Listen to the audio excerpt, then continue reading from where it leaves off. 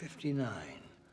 I was back on a boat on the Gulf of Anadyr, which is the southern coast of Siberia, the Chukchi Peninsula. Perhaps the best years of my life. My culinary capabilities in small seafaring vessels earned me my passport to the world. As a matter of fact, it was my magic with the halibut that landed me the chef's position on the Anastasia as we traversed into Soviet waters exploring. Wait, so this is like, what is this, like Cold War stuff? No. We were in search of the Siberian great white. A great white shark? No way. Yes, and the Russians call the hungry god the whale eater. It's purported to be 25 feet in length with some 3 tons on him. What? Holy shit, did you find him? No. We only found death off the Chukchi Peninsula. In the inky heart of night, the Anastasia collided with an iceberg. And I watched the ship disappear in minutes into the Black Russian Sea and heard the screams and the crew silenced in the Siberian brine. So what happened after the boat sank? I was alone.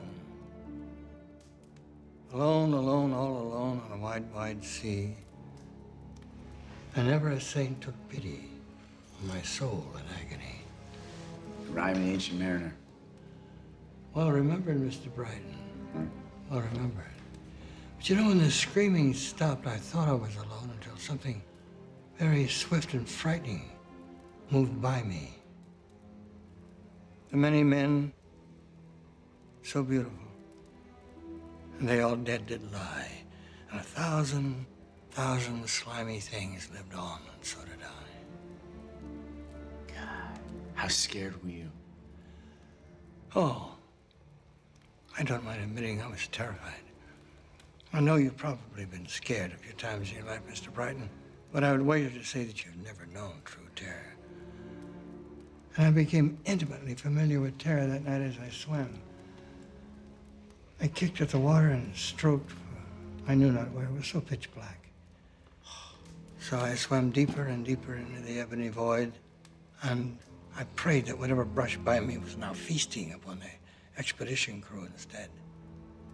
Sweet whistling Christ.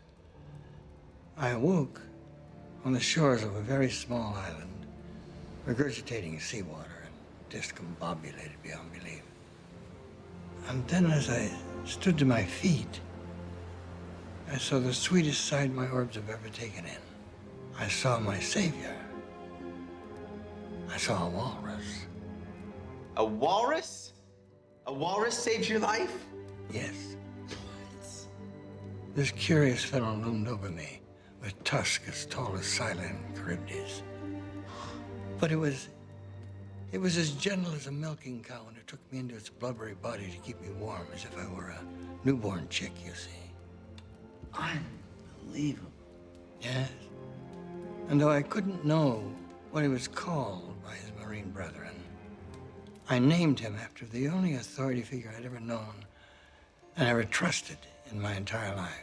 It was a janitor at a boys' home I had attended, whose name was Mr. Tuskegee. So I called my companion Mr. Tusk. Mr. Tusk. That's cute. Well, cute is for Chinese babies, Mr. Brighton. But my walrus companion was beautiful. I have never known such a fulfilling friendship with anyone, human or otherwise. And for 6 glorious months, I was at utter peace. And I knew the only bliss this wretched life has ever afforded me. What'd you...